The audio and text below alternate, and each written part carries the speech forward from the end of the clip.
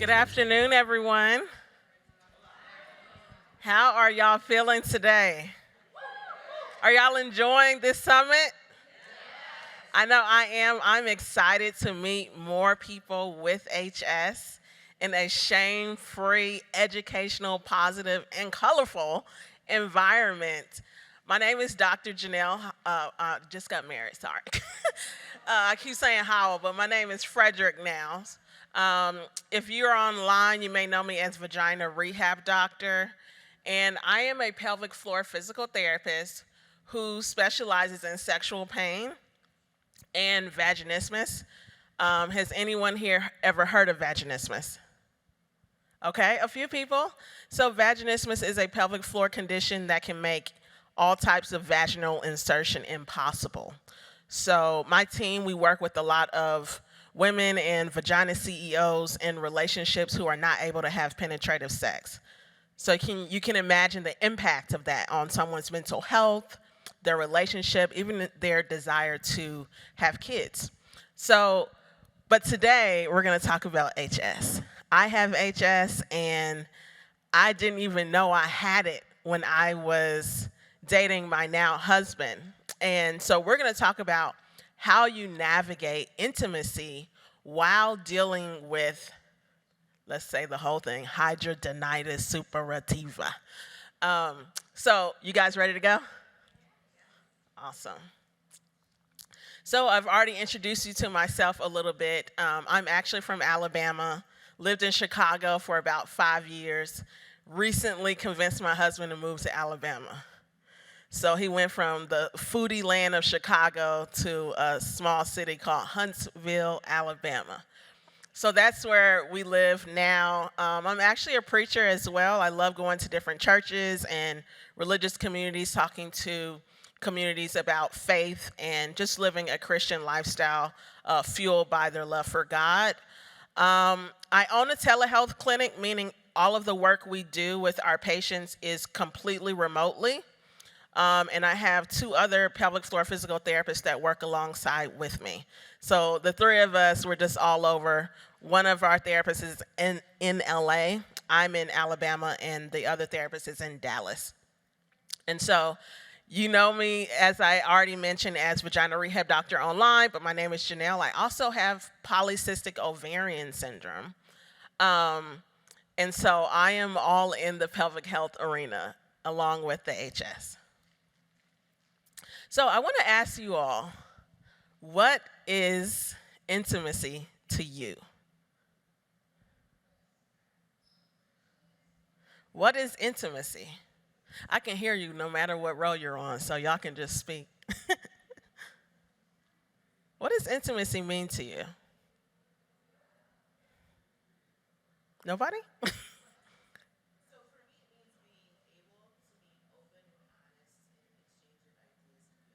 Ooh, that's deep. She said being able to be open and honest in exchange of ideas and feelings, correct? Anybody else? I know it may not sound as polished as her answer, but anybody else?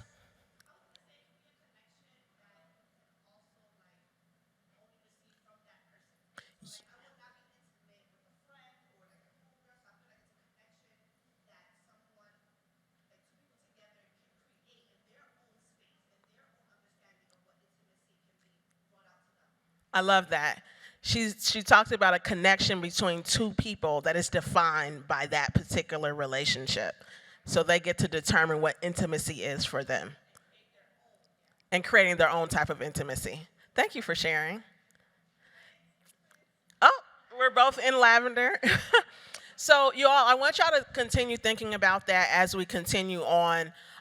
Intimacy is generally this interpersonal relationship that involves either emotional closeness or physical closeness. And many times it involves both, right? And I want to emphasize that generally it involves both. Because what happens if you have physical closeness but no emotional closeness? How does that feel?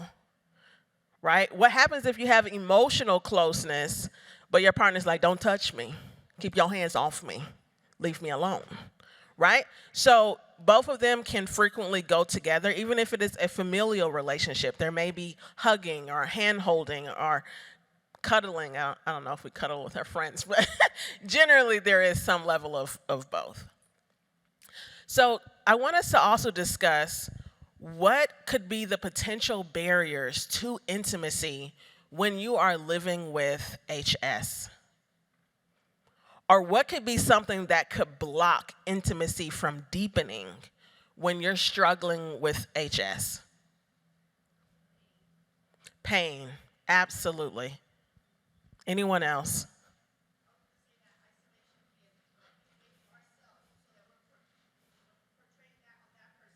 Yes. Mm,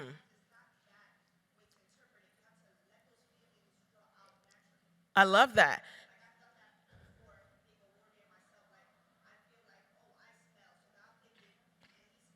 Mm-hmm.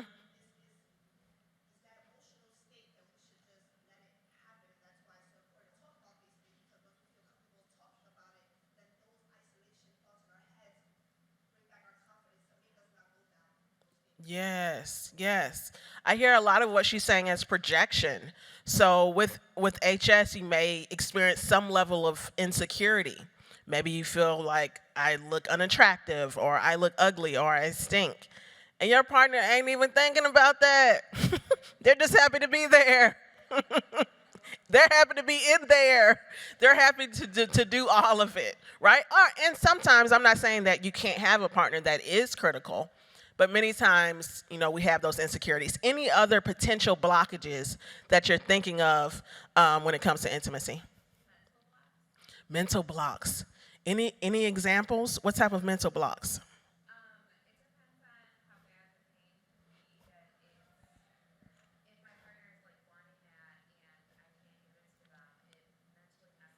Yes.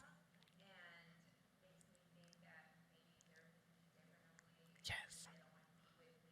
Absolutely. Yes. Mm-hmm. Yeah.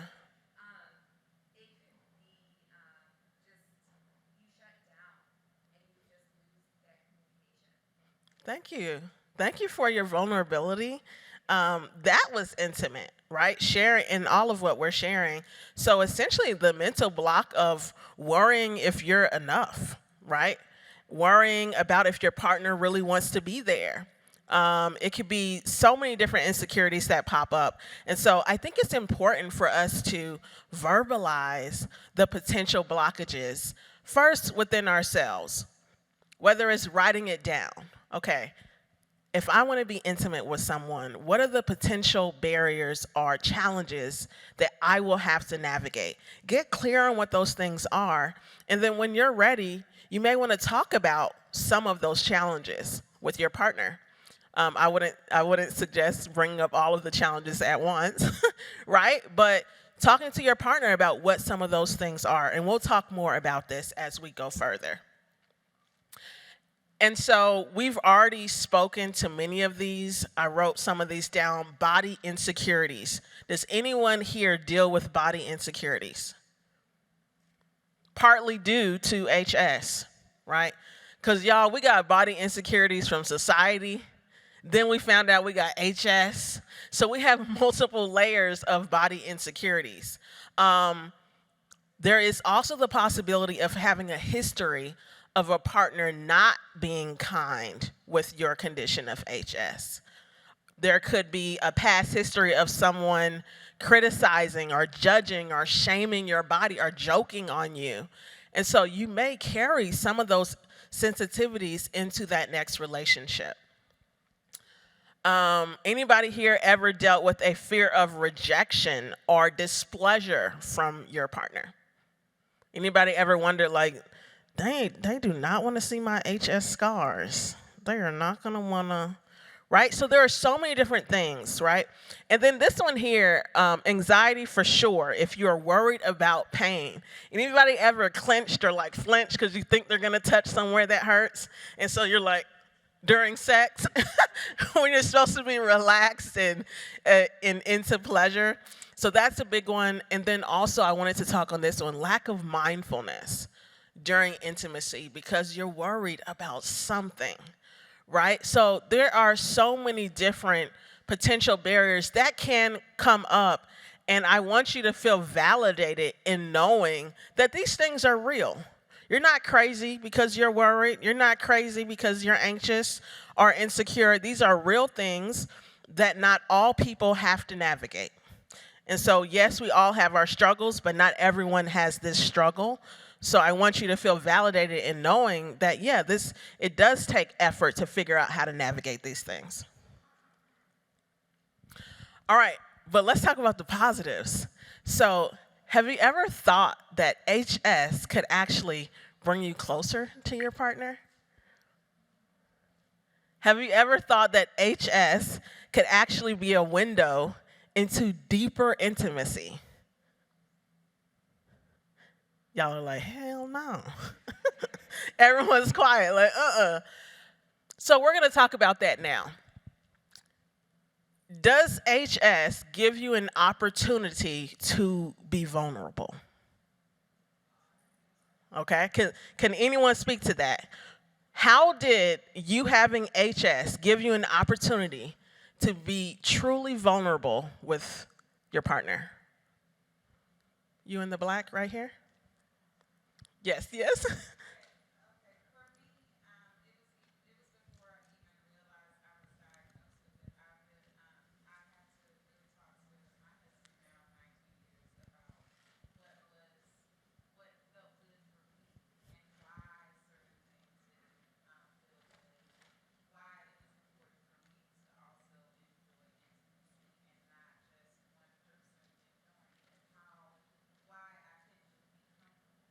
Mm-hmm.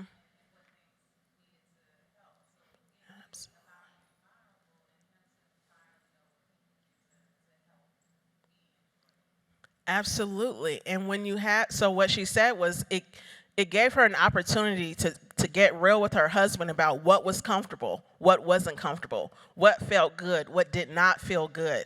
And so because of HS, it sort of sets the platform for you to, yes, open yourself up a little bit more, but also it gives your partner the opportunity to show up for you.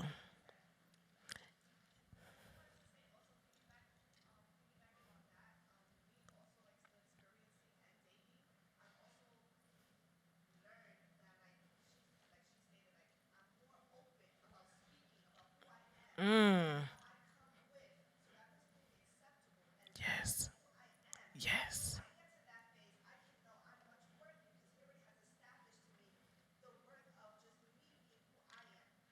Beautiful.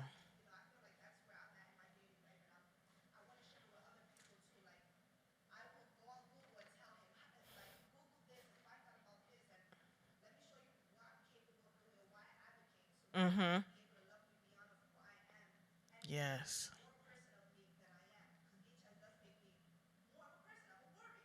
Yes. I feel like she was preaching. I almost said amen. And I was like, Janelle, you're not in church.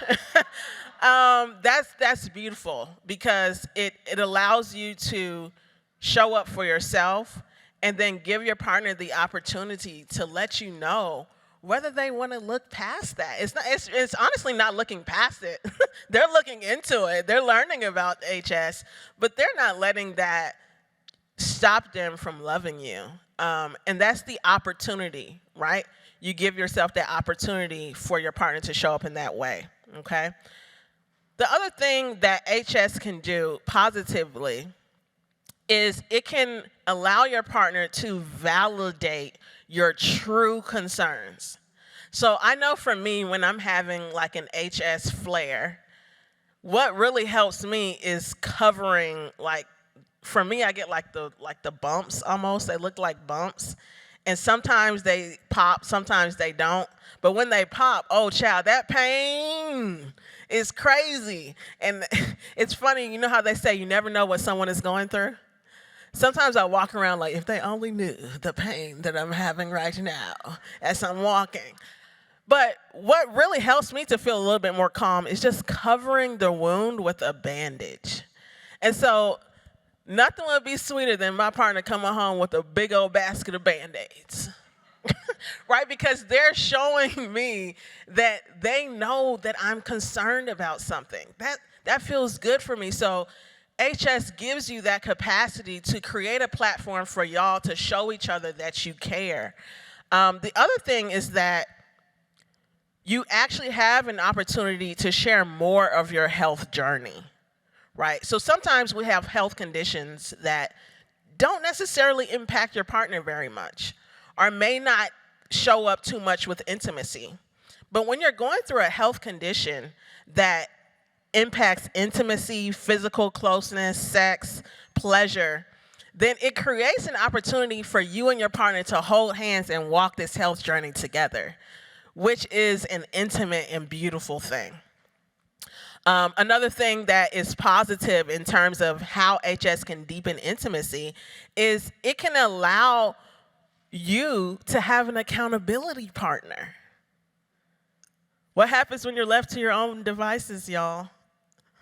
Okay, am I the only one that goes down? I have a horrible sweet tooth, okay?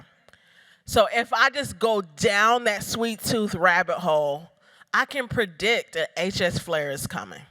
Now, one donut or one piece of pie, that's not gonna do it.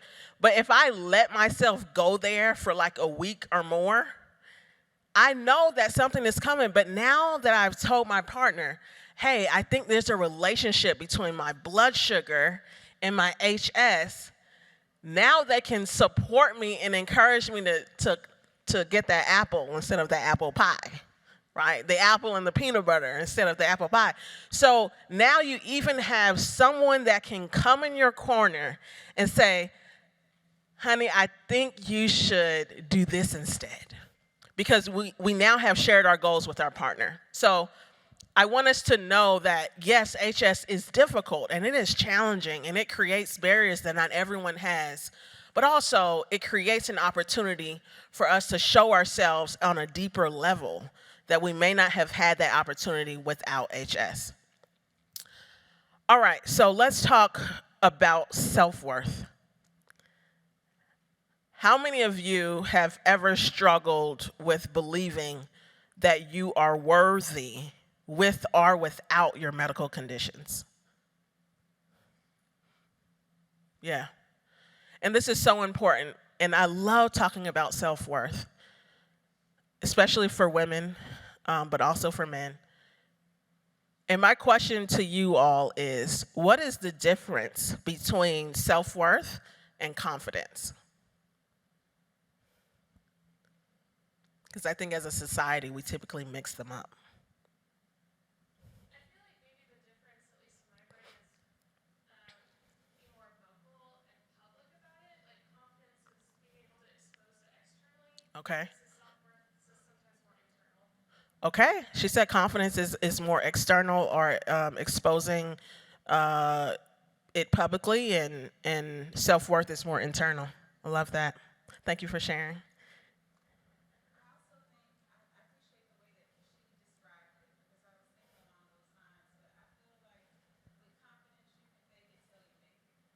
Mm. Mm.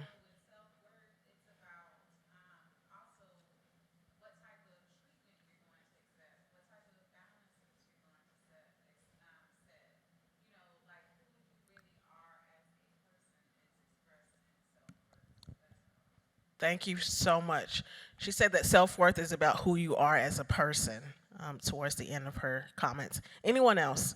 Difference between confidence and self-worth. I kind of think confidence is like I can, and then self-worth is I deserve. Ooh, I deserve. Come on. Snap, snap fingers. Confidence is I can. So, confidence is trust in your own capabilities based on past experiences. So, for example, if I learned how to ride a bike and I've been now riding my bike without training wheels for about 6 months, I'm gonna be super, super duper confident that I can ride up a hill, I can ride in Detroit, I can ride outside. But how confident would I be if I've never rode a bicycle without training wheels to go outside and do the pride parade on my bike with no training wheels, right? So confidence actually comes from seeing yourself successful in some arena based on abilities and capabilities. Okay, so you trust that you're able to do something because of what has already happened. Okay, that's confidence. But your self-worth is the value that you hold regardless of what you do. If you never earn another dollar, your self-worth remains here. If you never get married, your self-worth remains here. If you never lose the weight, your self-worth remains here because it is unchanging. It is your independent value that doesn't need anything else to be at this level, right? So for a good example of value is, do we judge a plant, when it's in our house and say, you haven't talked to me today and you're not as pretty as I thought you would be, so you're not worth it. Literally, the plant sits there. It does nothing, and it brings so much value to our lives. Or a flower that sits at a tree. Regardless of if anyone compliments that flower has value. So it is important as someone with HS to know, okay, I can build my confidence, but my self-worth, baby, it's up here regardless. I am worth this much because of who I am. And that will never, ever change. So I think that has to lay at the foundation of intimacy and also just being a human, because we have to know that we are worth so much, and our worth doesn't go down whether or not we have a bump, a bruise, a wound, or a medical condition. It remains the same. All right. So when we have a healthy layer of foundation, a healthy layer of self-worth beneath us, would you guys agree that we can move a little bit more confidently when we understand and embrace our self-worth? Right? So now it's easier for us to show up with a little bit more confidence, even though we know that confidence is built once we learn to trust ourselves and our capabilities, but that worth is at the foundation. Okay? So with HS, we have to also remember to center the positives. While also, accepting the reality, because we don't want to live in la la land, right? We're not going to fake the funk and act like this isn't hard, but we do want to make sure we're not dwelling in the negative, because that's going to impact how confidently we show up in dating. What type of partner are you going to attract if your self-worth is not where it needs to be? Okay? So it's important that we show up confidently, but also we know how much we are worth. The other thing is it true that we can still embrace pleasure with HS? Right? Does HS stop us from swimming through the waters of pleasure? And I say swimming because it still takes work. Pleasure doesn't just fall on your lap many times. You have to invite it in. I always tell my patients, you have to water your libido. You're not 16 years old anymore. You're not just going to wake up ravenously horny, right? So, well, you may. Listen, if that's your good, praise him. All right, if you're just horny like that, amen. But many times we have the capacity to feel pleasure regardless of these conditions. Now, we may struggle with orgasm, or we may struggle with lubrication, or we may struggle with erection, but that doesn't mean that we are excluded from inviting pleasure in, from welcoming pleasure, and for making time for it in our lives. So we have to focus on those things because it can be easy to get down with HS, right? So we have to remember to highlight those positive things. All right, so me being a healthcare professional, I always like to at least mention some of the science behind conditions, just so that we are all on the same page and can understand our bodies. I know when I was working at Northwestern in Chicago a few years ago, I had already been having HS flares, but I hadn't had a name for it. I didn't have a name for my condition. Listen, I wouldn't, at one point, I wasn't even having sex, and I thought I had an STD. I was like, Mom, I don't know what's going on, but I have these things down there.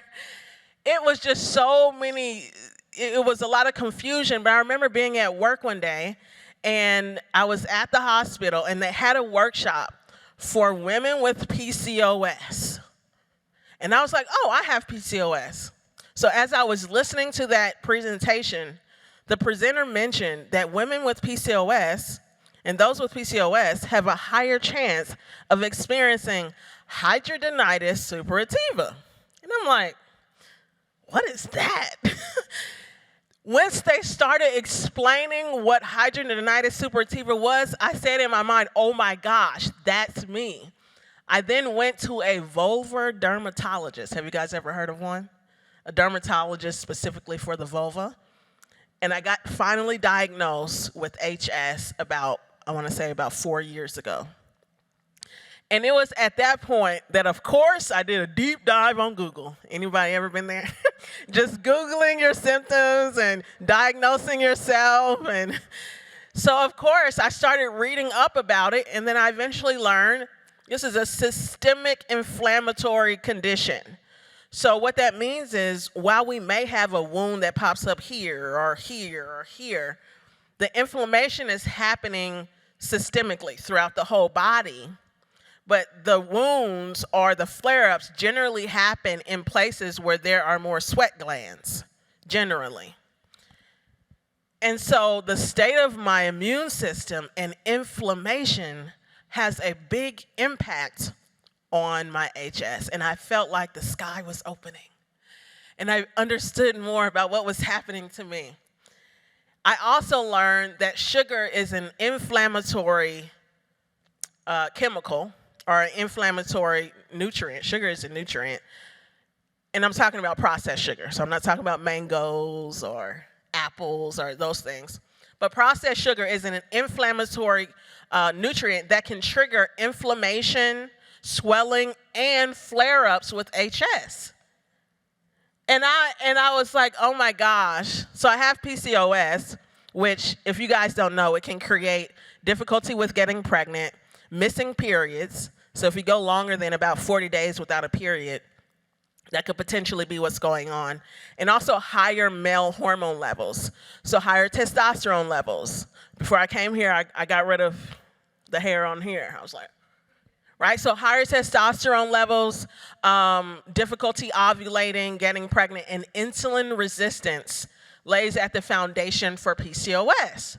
So I'm like, oh my gosh, I have these horrible sugar cravings that I've had since I was a kid. I love sweets. I have insulin resistance, not yet at the level of diabetes. So before diabetes can happen, generally it's insulin resistance building for years before it even turns to pre-diabetes. So I have all this going on, and I realize if I just try and manage my sweet cravings, my HS went significantly down. Less flare-ups for me, right? I know it's different for everyone, and we have to find what sort of contributes to our condition the most. But for me, this was a huge wake-up call because all of that sweet potato pie, all of the blueberry muffins, girl, my body was like, Lord, have mercy. It was just fires going off everywhere, right? That's what inflammation means, right? So that was a big, big wake-up call for me. So if you're here and you also struggle with managing sweet cravings, a few things that you can do is pair your sweets with protein every single time. And I used to just have cereal in the morning and that's it, which mainly going to turn to sugar. Or I would have a muffin, on my break at work. Sugar by itself. But if we can start our meal with either fiber or protein, 25 to 30 grams, that's going to significantly limit the inflammation that happens after a meal because it's limiting the spikes in insulin and managing the blood sugar. Another thing that we can do to at least help our flare-ups right? Because if we help the flare-ups, that may also make us more relaxed with intimacy, more confident with intimacy, is anti-inflammatory foods. Have you guys heard of eating an anti-inflammatory diet? I'm saying it like I do it. But I gotta tell y'all the truth, right? I'm here to share the truth. When I can, I like to include anti-inflammatory foods. What are some anti-inflammatory foods that you can think of? Yes. Yes. Yes, so important. I always talk about that, especially for the vagina, because the vaginal wall is made up of a lot of collagen. And so you need magnesium and vitamin C to make your own collagen. So she talked about vitamin C rich fruits and then also omega-3 like salmon or fishy foods. Yes. Yes, that's a big one. Seeds and green leafy vegetables. I love collard greens. Anyone else? Anti-inflammatory foods?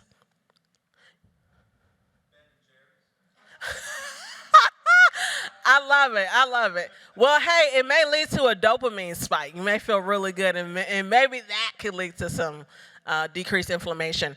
I personally love ginger. I love ginger root. Not ginger tea from a box because it's generally like not that potent.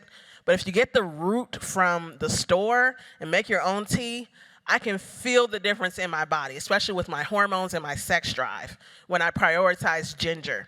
Turmeric is another good one. All types of fruits and vegetables. Let's just keep it simple.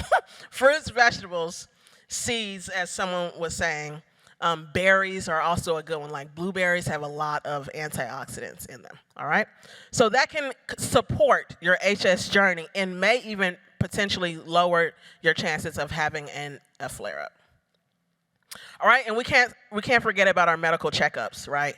So whether it's a topical cream that your doctor has given you, or whether it's a medication, or just simply going to the doctor. Who am I talking to? It may be time for a doctor's visit. These things can also support our journey because they're the ones that study and are the medical experts that we can go to. All right? Another big one. Have you guys ever noticed that being in sweaty clothes or being wet or just being in clothes that weren't breathable contributed to either irritation or flare-ups with your HS? Yep, there you go. So like breathable clothing, making sure that you're not staying in that bikini too long, that's gonna help because a moist environment is a nice environment for bacteria to thrive. Bacteria love water. Anything that lives needs water to thrive. So bacteria are going to be like, hallelujah. And then you're going to be like, oh my gosh, right? So this is important. And then sleep. I would be remiss if I didn't mention this. Our immune system is restored when we have a good night of sleep. Not just the amount of sleep, but the quality of it. I recently invested in an Oura ring, and I have to say my life has been changed. I am now a sleep nerd. I tell my husband I did not get enough deep sleep and REM sleep. Please leave me alone at 10:30, right? It gives you a score. And my husband and I, we just had our 1-year anniversary last week. We went to Cancun. I didn't even know I could get a 95 sleep score. Turns out I just need to be on vacation 365 days out of the year, and I will have good sleep, right? So sleep is important, and it can help to balance those hormones, decrease inflammation, and help with your overall health, not just HS. All right, so let's briefly, before we end, I want to talk specifically about physical touch. Because when you're in pain or when there is a wound, I feel like this is one of the main things that can give anxiety. Would you guys agree? Someone potentially touching a spot that is sensitive or open or bleeding or whatever. And so the power of communication is a sex-positive tool. I feel like we have a toolbox, all of us. Like you have a box, and it's your sex positivity box. And in that box, there's this tool, and it's called communication. Because I found that My husband is a words of affirmation guy. And I would encourage y'all, have y'all heard of the 5 love languages? To figure out, of course, which one you are, but also if you are dating or in a relationship or want to be, to understand how to try and figure out which one your partner is and also have them to take that test. But I found that whatever I want my partner to do in the bedroom, even if they haven't been doing it, I'm going to thank them for doing it. Did that confuse you? Yeah. So let's say that I like when my husband kisses my neck. And let's say he did it once for half a second. Later that day, I'm like, baby, ooh, it felt so good when you was kissing my neck. You really got me. Like, I got so wet when you did that. Child, he didn't even kiss my neck for a minute.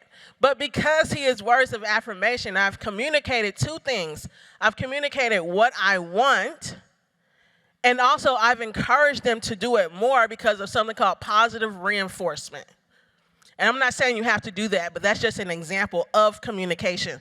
So what we would consider doing if we want our partner to know that we are somewhat anxious about our wound or our flare or whatever being touched and causing pain is before sex, we want to talk to them about the potential areas that are a little bit more vulnerable. Because who here wants to be in the moment, giving instruction, don't touch there, don't. All right, no, stop.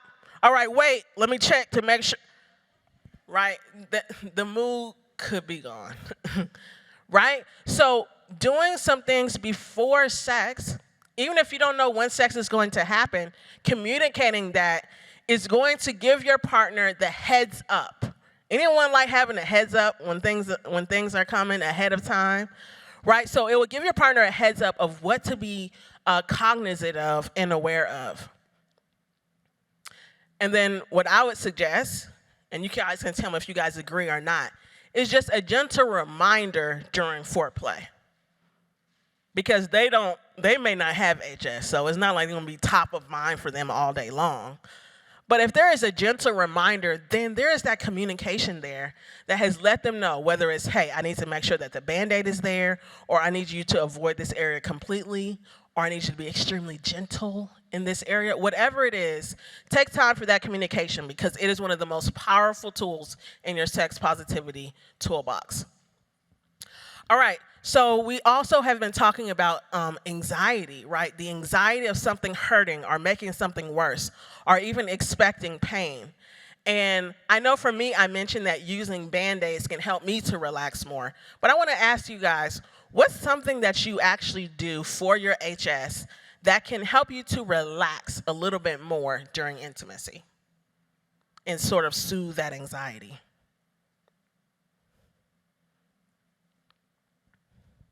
What helps you to feel a little bit more at ease during intimacy as it relates to HS?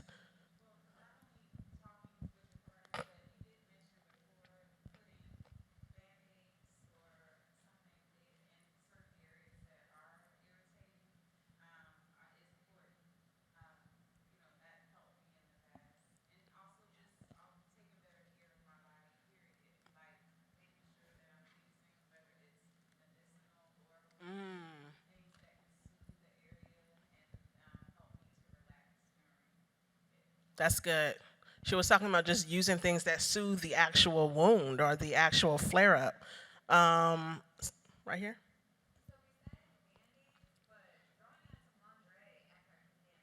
Mmm. Yes, I like that. She said, don't just put the Band-Aid on, honey. Put the lingerie on after it. I like that. All the way in the back here.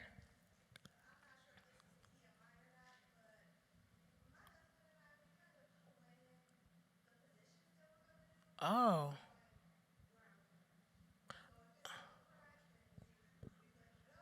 got it.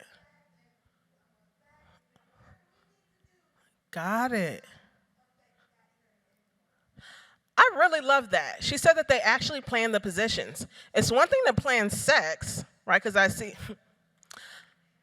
didn't think I would be planning sex only 1 year into marriage, but child, we almost at that stage where it needs to be planned. And she said planning the position. So she's having a wound or a flare right here. Maybe they'll do more of positions from the back, reverse cowgirl or doggy or whatever you got. So I love talking about the specifics beforehand. Anyone else? Right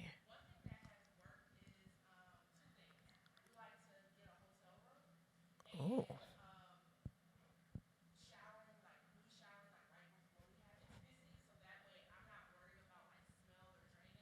Mm. Mm. Mm.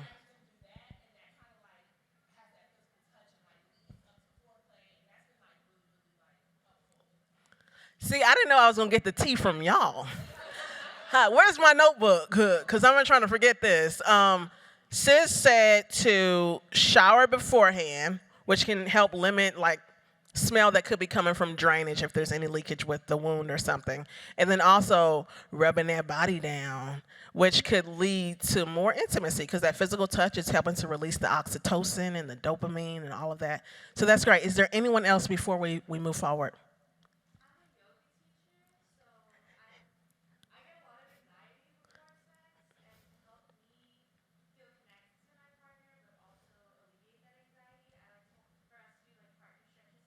Mm.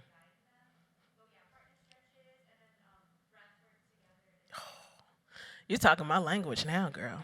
Because you know I'm into that pelvic floor. So she said, doing stretches together, partnered stretches, even if she's leading it, stretching together, doing breath work, so good. Tapping into that vagus nerve, y'all. So when you activate your diaphragm, your vagus nerve is stimulated, which is what controls your anxiety levels.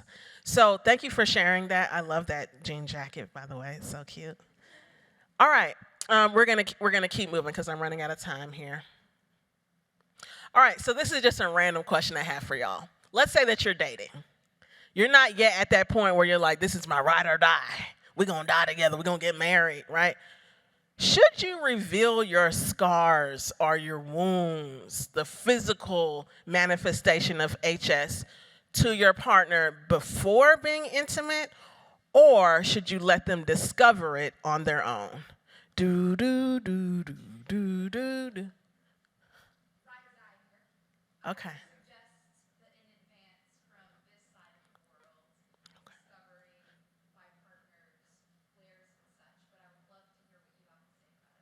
I love that. She said beforehand, essentially, right?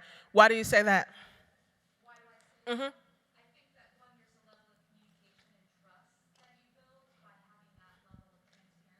Mm-hmm.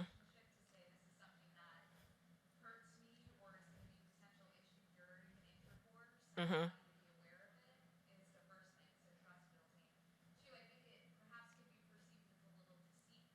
Mm.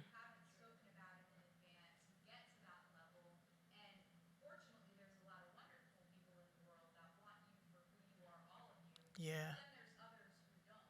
Yeah.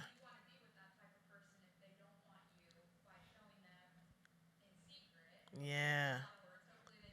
Yeah. No, I get it. Absolutely. And you were gonna say something.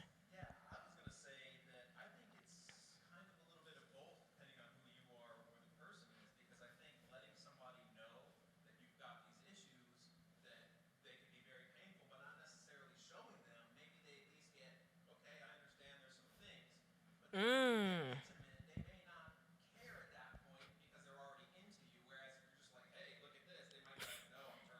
Right. Yes. Right. He said, let's do a little hybrid situation. So I kind of like that. And I'm open to anything. I didn't even know what it was called. So I did not tell my partner ahead of time. But I love this idea of talking to them about the condition first, maybe not necessarily showing them. And then during intimacy, when y'all have already built some physical closeness and emotional closeness, they're probably already into you, and a scar or a wound may not send them packing, most likely. Anyone else wanted to share?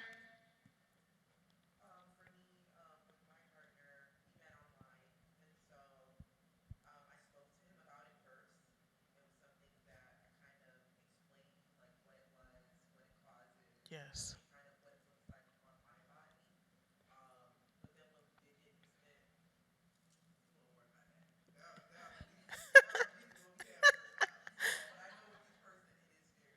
Yes. Uh huh.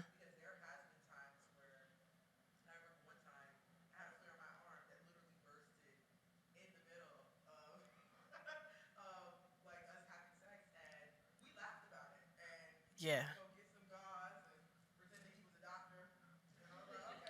I love it. I love that. Yes. Yes. And you're gonna say. I think so. My HS didn't really start getting to the higher stages, like stage 2 and 3, until I had already been with my partner for like 3 or 4 years. So they knew I had HS, but we didn't know how severe it could get. Mm. But what I noticed is that he became very interested in like how my body was producing the scars, and then Mm. what he could do to help like alleviate. So like if I had like a new scar, or like if I needed a gauze changing, he always like offered to change the gauze because he wanted to see like, okay, where is this at on your body? How does this impact you? Especially if it has Mm. like in my groin. He would be like, no, I don't mind looking down there, because he wanted to see like, where is this at? How can this Yeah. impact you? And I think that him seeing it like go through the stages was really helpful. Love that. And I was very honest about like not knowing that, because I didn't know I had HS until me and him got serious, and that's when I got my diagnosis. And I told him, I said, I don't know what's going on with my body down there. I know it's not herpes. That's what I do know, because I had got tested. I was like, and I don't have any STDs. I said, but I'm not sure what it is. Yeah. So he knew what was going on, but he didn't really see like the impact of it until like later on in the relationship. But he's always extremely been very interested, and it's even weird now because he can kind of look at a flare and he'll say like, oh, that one's gonna probably burst soon. And I'm like, well, how do you know? He was like, one, your level of pain, and two, I can kind of tell by the redness and the thickening of the Wow. skin.